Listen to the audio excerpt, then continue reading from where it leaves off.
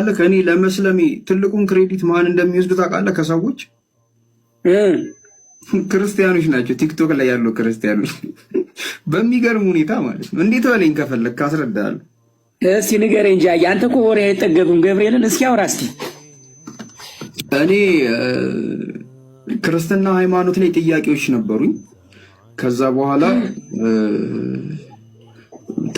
በአካል ዞር ነበር። እኔ ወደ ቲክቶክ ወደ ቴሌግራምም እኔ ንጽጽር መጥቼ አላውቅም። አልወድም፣ አልፈልግም፣ ከሰው ጋር መገናኘት ስለማልፈልግ ማለት ነው። እና በአካል ብዙ ቦታ ጠየኩኝ፣ ጥያቄዎች አልተመለሱም። እና መጨረሻ ላይ ወደ ቲክቶክ እንድገባ ነው ፑሽ የተደረግኩት ማለት ነው። እና ወደ ቲክቶክ መጣው ጥያቄዎችን ልጠይቅ። እኔ እነ ኡስታዝ ወሒድን አላውቃቸው፣ ማንንም ሰው አላውቅም። እኔ ሙስሊም የሚባል እኔ እስልምናን የመጠየቅ ሙስሊምም የምሆን እኔ አንድ ቀን ሀሳቡም ኖሮኝ አያውቅም። እንዲህ ጭልል ለሀፍታ ራሱ መጥቶልኝ አያውቅም። እና በቃ ኦርቶዶክሶች ቤት ነው መጀመሪያ ማዘወተር የጀመርኩ። ጠይቃለሁ ምንድነው ሃይማኖት ሲሉኝ እኔ ሃይማኖት የለኝም። እና ምንም አታምንም ሲሉኝ አንድ አምላክ እንዳለ አምናለሁ ስላቸው አንተ ሙስሊም ነህ ሁሌ በቃ አንድ አምላክ ነው የማመልከው ካልክ ሙስሊም ነህ። በነገራችን ላይ በዚህ አጋጣሚ እኛ አንድ አምላክ እንደምናመልክ ሁል ጊዜ ይመሰክሩልናል። ሁል ጊዜ ማለት ነው። ስቀጠቀጥ ጥያቄዎቼንም አይቀምሷቸውም ነበረ። ወላ ጴንጤ ማለት ነው። እኔ ያላዳረስኩት ሰው የለም። እውነት ሁሉንም ጠይቄያለሁ። ቲክቶክ ላይ እዚህ ዘመን ላይ ሁሉንም እዚህ አሉ የሚባሉ የክርስትና አቃቢዎች እንደዚህ ፊት ለፊት ተገናኝተን ጥያቄ ጠይቄያቸው ለእኔ ጥያቄ ከተወሰኑት በስተቀር ለእኔ ጥያቄ ከመመለስ ይልቅ እኔን አዋርዶ እኔን አቃሎ ማስወረድ ነው። እኔን ሙስሊም ነህ በሚል ስም ፈርጀው እንትን አሉ። በዚህ ሁኔታ ነው እንግዲህ በየክርስቲያን ቤት ውስጥ ያሉ ሙስሊሞች እኛም ጋር ንጽጽር አለ ብለው ኢንቫይት አድርገውኝ ወደ እስልምና እነ ኡስታዝ ወሒድን አወቅኩኝ፣ እነ ታላቁ አብርሃምን አወቅኩ። በዚህ አጋጣሚ ስለ እስልምና ማወቅ ጀመርኩኝ። ከዛ አንድ ምንድነው የሆነኝ እነሱ ጥያቄን አለመመለሳቸው የበለጠ ጥርጣሬ ማለት ውሸት ነው ማለቴ እየተጠናከረ መጣ። ከዛ ደግሞ ሙስሊሞቹ ጋር መጥቼ እነ ኡስታዝ ወሒድ የሚያነሱትን ጥያቄ ስሰም በቃ ገረመኝ ማለት ነው። ከዛ እኔ ደግሞ ባለውበት ኢንቫይሮንመንት ደግሞ የሚፈጠርብኝ ጥያቄ አለ።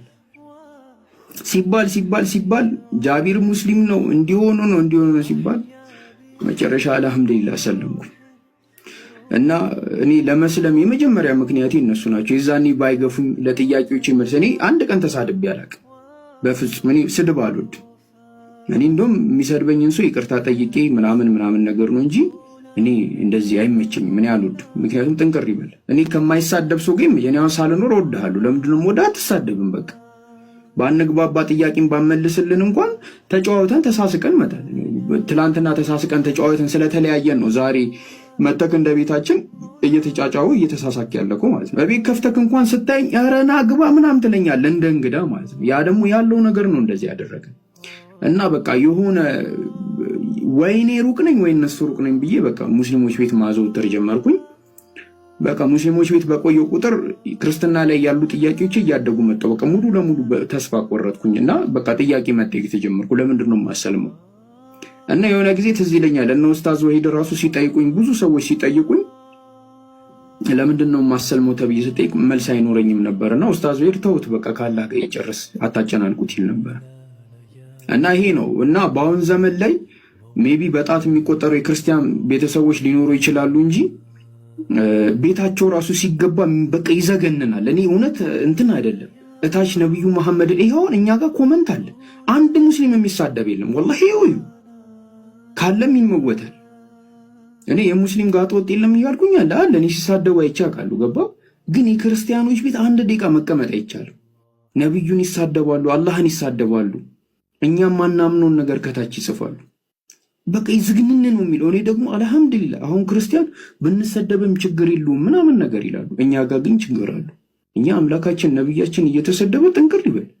ለምን ሂዳያ ሳያገኙ ሁሉ ለምን ሳያገኙ አይከርሙ? ኖ አይሆንም ገባ። እና በቃ ገና ይጨንቃል፣ ገና ስትገባ ይጨንቃል። በቃ